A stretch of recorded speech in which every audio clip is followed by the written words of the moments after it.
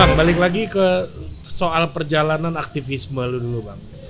Nah, lu melihat aktivis zaman ini sama masa lalu bedanya apa sih gitu? Dan maksud gue gini, orang pasti punya kecenderungan untuk menilai generasinya lah yang terbaik gitu.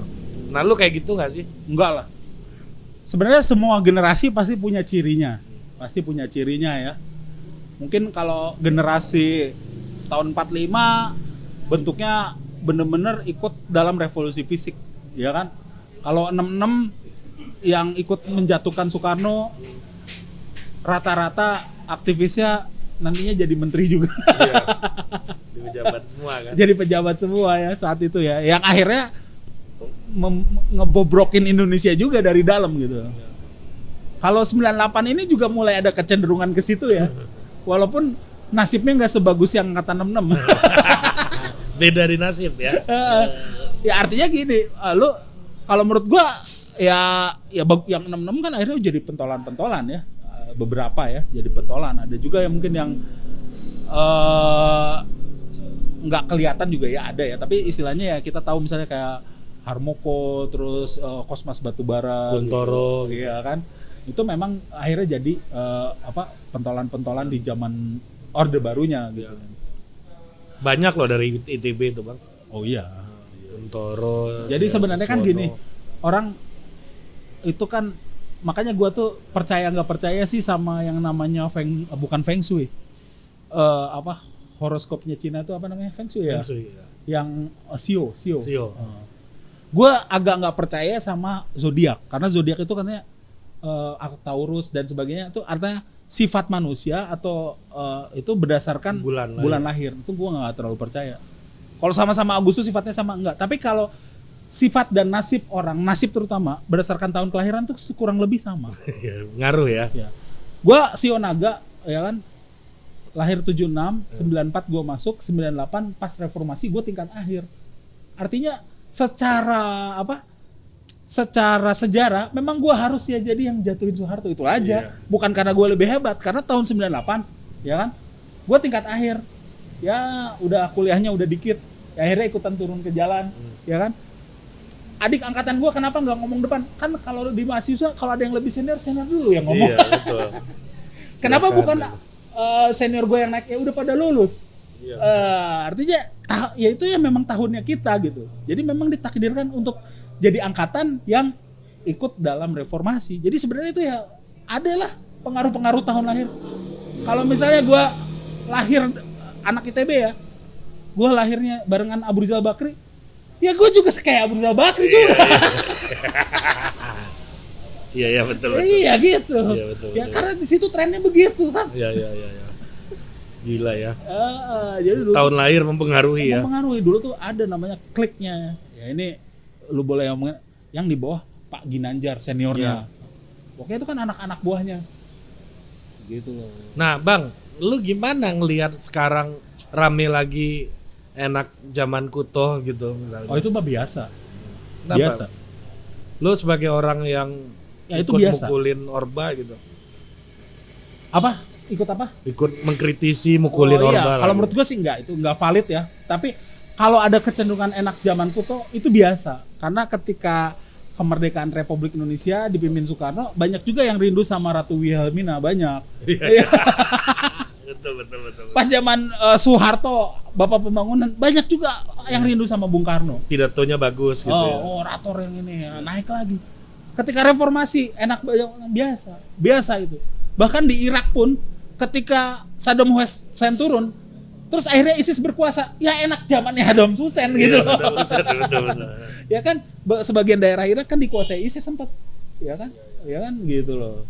Oh, itu memang alamiah aja ya. Alamiah aja gitu. Kalau manusia tuh akhirnya ya sekarang ini waktu zaman SBY.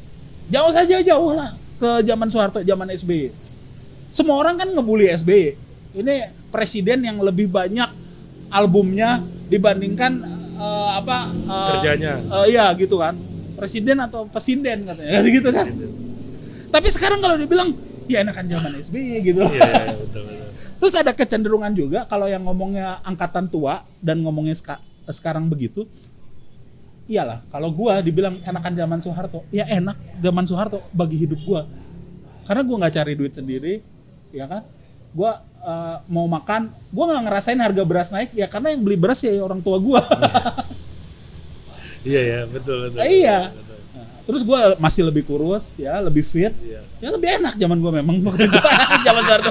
Bukan karena Soehartonya juga. Bukan karena Soehartonya juga. Jadi kalau sekarang kemarin Presiden Soeharto diperingat, kalau diingat-ingat ya banyak juga sih dosanya Soeharto.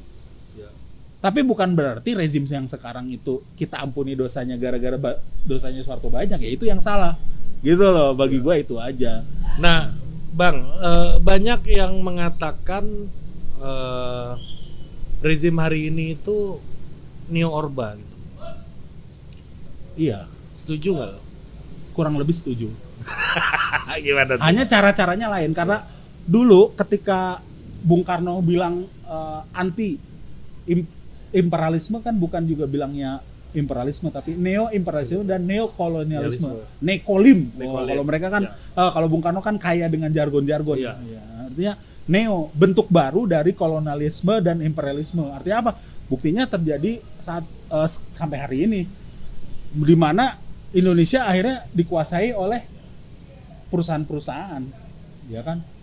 Bahkan telekomunikasi kita yang namanya Indosat akhirnya menjadi milik asing. Artinya secara ekonomi kita sebenarnya dijajah, ya kan? Lu bilang operator seluler sekarang yang paling besar apa? Telkomsel. 35% itu punya Singtel. Ya. Artinya kan revenue itu akhirnya dikelola oleh asing juga. Artinya secara ekonomi kita dijajah. Itulah bentuknya neo. Kalau yang namanya neo artinya apa? Tidak 100% sama bentuknya. Dulu Orba juga gitu ya. Nggak, kalau sekarang bicara soal neo Orba ya tidak sama 100%. Tidak 100%, tapi bentuk-bentuknya akan lain. Kalau dulu misalnya kita mengkritisi bisa diciduk langsung, sekarang mungkin pakai buzzer. Lu sering lu disikat buzzer ya? Iya, gue udah mute-mutein jadi gue nggak ngerasa aja. Ya kan? Artinya apa? Misalnya Pak Rizal Ramli nih, rajin mengkritik pemerintah. Lu pecatan menteri lu. Jadi lu dihajar, lu dimatikan karakter lu. Bahwa dia mengkritik gara-gara dia pecatan menteri. Kan itu udah salah. Kita lihat dong materi kritik dia seperti apa. Kalau salah ya udah hajar aja materi kritiknya. Nggak valid nih kritiknya Rizal Ramli terhadap pemerintah kali ini. Tapi kalau lu bilang pecatan menteri, nah, itu kan mau membunuh karakternya dia supaya dia apa bisa dibilang nggak kredibel untuk ngomong gitu loh. Itu sama aja kayak dulu ini gerakan pengacau ketertiban gitu kalau zaman dulu ya. Oh ya GPK. Iya GPK. Gereja. Kalau zaman yang berikutnya lagi yang musuhnya Om Budiman itu Sarwan Hamid, organisasi tanpa bentuk. Iya OTB. Iya. Iya apa-apa dilabeli OTB. Sekarang juga sama kan. Apa-apa dilabeli radikal. Artinya dibunuh karakternya. Mungkin sekarang nggak bisa lagi kayak dulu ya. Misalnya apa-apa ciduk, tapi ada juga yang kena ciduk. Ada ya. Ada juga teman sendiri kan Dandi kan. Ya. Terus ada juga yang WhatsApp-nya dihack gitu. Jadi sebenarnya ada cara-cara seperti itu dengan bentuk-bentuk baru tentunya dong. Nggak murni kayak dulu gitu loh. Ya. Kalau dulu kan sebelum ya Soeharto ini kan ada beberapa periode. Kalau yang dia deket dengan 65 kan semua dituduh komunis aja. Iya, dituduh komunis. Sesinya banyak ya. Sesinya banyak, tuduh komunis aja, tuduh komunis. Lu sekolah ke Moskow. Ya karena lu dapat beasiswa, tapi nggak bisa balik karena lu komunis.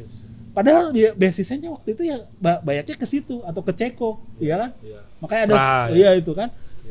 Ya padahal lu sebenarnya intelektual biasa juga. Iya, karena ya ada beasiswanya. Iya, ada beasiswa lu. Ya ambil lah. Iya, kayak lu tiba-tiba ditawarin ke Cina gitu ya. Iya, terus tiba-tiba Cina ada masalah di Indonesia nggak bisa balik gua. Betul. Iya, itulah. Itu terjadi di zaman dulu ya. Iya, nah sekarang kan tinggal apa dilabeli radikal gitu kan. Contoh aja soal Habib Rizik. Ya, mungkin ada kesalahan-kesalahan dia di masa lalu, tapi pasca dia balik dari Arab Saudi ke sini, kesalahan dia tuh cuma soal prokes. Dan itu dilakukan oleh banyak orang. Prokes gak cuma sih Bang. Nggak, artinya bukan kesalahan dia bukan cuma prokes. Oke, kesalahan dia hanya soal prokes yang sebenarnya dilanggar oleh banyak pihak juga. Iya. Tapi Banyak orang bikin kondangan di mana-mana. iya, juga. satu pilkada, Iya. ya kan? Jangankan itu presiden sendiri datang ke Nusa Tenggara, Iya, NTT. Pelanggaran prokes juga. pelanggaran prokes. Tapi kenapa cuma dia yang diadili soal itu, gitu loh? Iya, jadi ke Nggak cuman di sini artinya bukan gua bilang bahwa itu adalah pelanggaran ringan ya. Hanya itu pelanggarannya, gitu loh. yang mana itu lazim dilakukan oleh banyak orang juga. Banyak tuh orang juga. Kalau masalah lu nggak setuju dengan nilai-nilai kepemimpinan Habib Rizik itu itu urusan lu. Silahkan kita berpolemik soal itu, tapi nggak dikit-dikit penjara. Nah, itu kan udah Iya. Iya, dan itu dilakukan hari ini ya. iya dilakukan. Nah, kita masuk ke isu selanjutnya, Bang. KPK gimana menurut lo yang sekarang? Iya. Apakah ini senjakala pemberantasan korupsi kita atau gimana sih menurut lo soal tes wawasan kebangsaan ini? Ya kelihatan banget ya. Kelihatan banget kalau memang itu seperti itu ya. Ada pertanyaan-pertanyaan yang sebenarnya pertanyaan menjebak gitu, kayak istri gua. Bang, kamu cinta nggak sama aku? Ya cinta lah. Cantik mana aku sama dia Hutagalung? Itu kan susah jawabnya. Iya ya. Cantik mana aku mana dia Tagalog. Itu kan itu sesuatu yang nggak perlu dijawab. Nah, yang penting aku lebih sayang sama kamu gitu aja kan. Pertanyaan TWK kan jenisnya seperti itu. Ya. Mana yang lebih penting, Pancasila atau Islam katanya? Ya, atau Al-Qur'an. Atau Al-Quran, itu kan sebenarnya pertanyaan yang seperti itu. Artinya lu sengaja membuat sesuatu yang dikontradiktifkan, yang sesuatu yang nggak perlu, ya kan? Benar nggak? Tapi ada juga yang orang berpandangan ini tes kejiwaan, dalam artian ketika ada decision making, lu harus dihadapkan dengan kenyataan yang begitu sulit, lu harus memilih salah satu. Ya tapi itu pertanyaannya nggak seperti itu biasanya kalau tes psikologi kan. Biasanya kan pertanyaannya lebih netral. Oke lah, nggak netral juga, lebih umum lah. Gue juga pernah ikut tes psikologi. Misalnya ada tuh umum banget pertanyaan psikologi tuh. Kalau Anda di sebuah kapal, cuman ada 2 orang yang boleh selamat. Siapa yang Anda selamatkan? Siapa yang gitu-gitu, oke lah, yang kayak gitu-gitu kan. Itu kayak pertanyaan umum di tes psikologi. Tapi kalau lu ditanya, pilih mana Al-Quran atau Pancasila? Nah, itu kan susah itu. Ya, tapi ya itu Sesuatu tadi, yang tidak perlu ditanyakan gitu loh. argumennya itu tadi menguji kejiwaan gitu. Iya. Ya mungkin orang yang bikin pertanyaan ini kejiwaannya juga perlu dipertanyakan gitu loh. Artinya gini loh, KPK sendiri mungkin ya ada kekurangannya, tapi juga kita masih butuh KPK, iya kalau menurut gua masih butuh karena apa ya, itu OTT itu perlu ya kan, buktinya sampai terakhir masih ada OTT kan ya. Terakhir tuh soal bansos dan Benur ya kan, artinya masih ada lah hal-hal baik yang dihasilkan di situ. Kalau misalnya ada kecenderungan misalnya itu Taliban disusupi Taliban, gue sih nggak percaya lah. Kenapa lu nggak? Apakah nah ini Taliban ini sendiri adalah apakah benar-benar orang Taliban gitu? Pakai topi yang Iya, Taliban atau tuh. Taliban ini sebuah konotasi terhadap jenis Islam tertentu. Gue nggak tahu ini yang belum gue. Apakah benar-benar ada afiliasinya dengan Taliban yang di Afghanistan sana gitu? Iya. Kalau ada afiliasi resminya sih gue nggak percaya ya. Tapi orang percaya loh itu, Bang. Ada afiliasinya. Enggak, maksud gua soal Taliban itu orang makan betul isu itu gitu. Ya gini loh, orang tuh kan boleh memahami agama untuk dirinya. Ya kalau ada orang yang memahami agama untuk dirinya ya nggak masalah lah. Ya ini kan karena mungkin Pak Novel Baswedan mungkin ya penampilannya seperti itu, memelihara janggut dan sebagainya, akhirnya ini Taliban nih Di framing. Nah akhirnya tapi dia ternyata tidak punya. Kalau Taliban kan benar-benar itu perempuan nggak boleh bisa baca tulis istilahnya, nggak boleh mengenyam pendidikan. Apakah Pak Novel orang seperti itu? Enggak. Apakah dia anti non muslim? Buktinya dia kemarin melobi orang-orang PGI.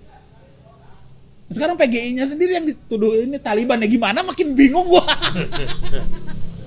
Tapi Orang PGI itu isinya orang-orang yang makan babi, itu Taliban gimana sih? orang-orang lu ya. Iya. Gua aja ya, karena gua memberikan concern dan sering mengkritik pemerintah, gua disebutnya kadrun. Iya, lu disebut kadrun. Oh iya, padahal Itu badan bener. kayak gini tuh hasil makan babi, kadrun ini kan. Nah itu kan yang akhirnya. Artinya gini, kalau lu nggak suka dengan opini gua terhadap Jokowi, ya lu counter aja. Akhirnya nanti kan di susah, satu titik kita akan berargumen. Kalau argumentasi kita nggak ketemu, akhirnya kita bisa pakai jalan akhir, agree to disagree, udah selesai kan. Iya. Jalan aja sendiri-sendiri udah. Iya, jalannya sendiri-sendiri. Nggak usah debat lagi, karena lu kayak gitu gue. Tapi nggak bisa, lu radikal. Lu tangkap deh. Nih, orang punya opini tertentu yang berbeda. Ini harus ditangkap nih, radikal nih. Nah itu kan.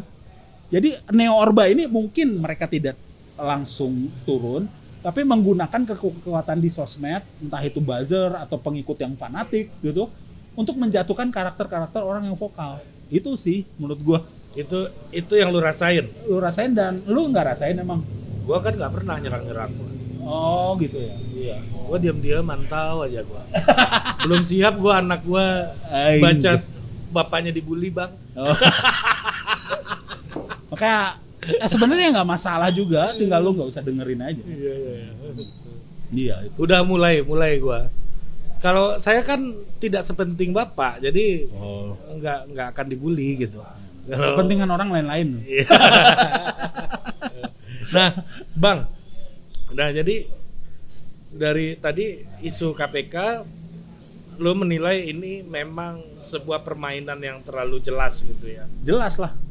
Jelas artinya orang-orang yang memiliki kredibilitas ya mau dijatuhkan dengan tes yang aneh gitu. Pertanyaan-pertanyaannya sendiri aneh. Ya, kalau kamu pacaran gimana, kok belum nikah? Apaan, terserah gua lah gitu kan. Apa hubungannya pacaran dan belum nikah, waktu pacaran sampai ngapain aja? Itu apa hubungannya dengan pemberantasan korupsi gitu? Gua nggak ngerti gitu loh. Iya, apakah Anda masih punya hasrat gitu? Iya, punya hasrat gitu kan.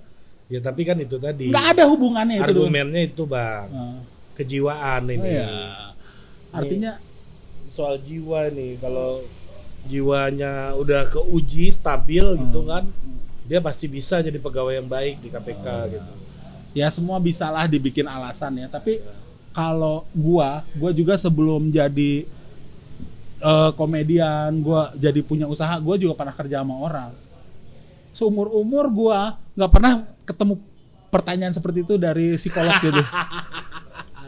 Paling parah apa pertanyaan yang lo dapat? Ya itu kalau yang di itu kapal itu. ya di kapal-kapal itu kan. Ya biasanya gitu kan dari psikolog. Terus atau kita ada psikotes, suruh gambar apa, ini diterusin gambarnya, gitu-gitu aja.